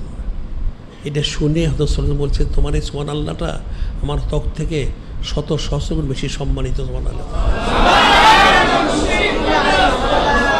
এটা আবার ইমাম খাকানির তো উনি ফিকির করলেন। ইমাম খাকানির 30 বৎসর 85 সাল ইমানি মুহাক্কিক শুদ্ধ খাকানি একদম বা কথা বলতেন মেয়াজ তক্ত সুলাইমান। ইমাম খাকানি বলে যে আমি এই অকাটা 30 বছর ফিকির করি। 30 বৎসর, একদিন দুদিন না, 1 বছর 2 বছর না, 30 বৎসর আমি এটা ফিকির করেছি। 85 সাল ইমানি মুহাক্কিক শুদ্ধ খাকানি, 30 বছর আমি এটা তাকিয়ে পৌঁছলাম কি একদম বা খোদা বুদান মেয়াজ তক্ত সুলাইমানি। এক মুহূর্তের তোরা আল্লাহ ওনার সাথে থাকা, ওনার জিকির করা, তক্ত সুলাইমান থেকে লক্ষ কোটি তক্ত থেকে উত্তম। সুবহানাল্লাহ।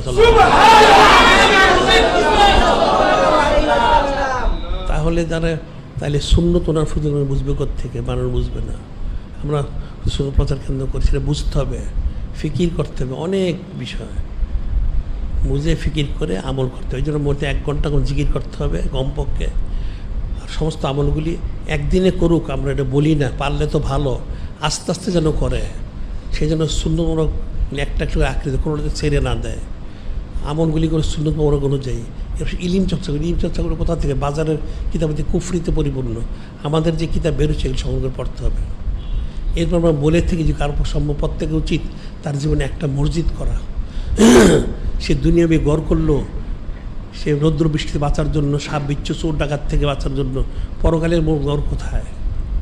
সাপ বিচ্ছু তো রয়ে গেছে। একটা মসজিদ করতে পারলে সে পরকালে তার একটা বালাখানা তৈরি করাবে। সুবহানাল্লাহ।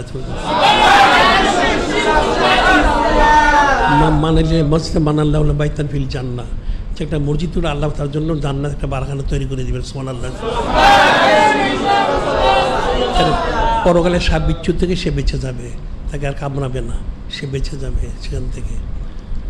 সেজন্য মসজিদ তৈরি করা, সেখানে সকাল বিকাল তালিম দেওয়া, সেখানে বাইতুল হিকমা অর্থাৎ লাইব্রেরি করা, তার পবিত্র সুন্নাহ প্রচার কেন্দ্র করা, আর আল হিকমার সংযোগ নিয়ে সেখানে মানুষকে শোনানো, এগুলি করা যায়। এবং সেখানে যে ইমাম মুয়াজ্জিন যারা থাকবে তারা যেন প্রতিদিন মিলাদ শরীফ পাঠ করে তালিম দেয়।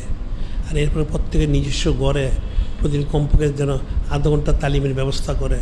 একটা মুসলমান যেন মুসলমান হয়, সেটাই জন্য বলা হচ্ছে। কাজে বিষয়গুলি শুনতে হবে, মনে রাখতে হবে, মনে রেখে সেটা আমল করতে হবে। সেটাই বলা হচ্ছে আসামত তোয়াত আল্লাহ সামনে অত শুনতে হবে, মনে রাখতে হবে, ইচ্ছা হোক অনিচ্ছাই হোক এটা মানতে, মুসলমান যখন হয়েছে তাকে মানতেই হবে। এবং তাকে ন্যাক কাছে পয়সা খরচ করতে হবে। সে নিজেকে সচ্ছল মনে করুক, অসচ্ছল মনে করুক, সচ্ছলতা অসচ্ছলতা শেষ নেই। 1000 কোটি টাকা থাকলেও সে গরিব, আবার 100 টাকা থেকে সে ধনী। কাজে বিষয় মনে রাখতে হবে। যিনি খলিক, যিনি মালিক, তিনি যেন তিনি সমস্ত সবাইকে কামেল শায়েখ বায়াতগুলোকে সবক নিয়ে জিকির ফিল করার, সতর্ক করার মাধ্যম দিয়ে ফজিলত হাসিল করে হাকিকি তাকমিলে পৌঁছার যেন তৌফিক দান করেন। হায়াতে মৌতে কবরে হাসর নসর মিজানে জান্নাতে যেও ফালিয়া সাইদুল শিব পালন করা, জারি করা এবং মশগুল থাকার যেন তৌফিক দান করেন। যারা কবলার নামাজ আদায় করেন তারা আদায় করে নিন। আখিরুদ দাওয়ানা আলহামদুলিল্লাহি রাব্বিল আলামিন।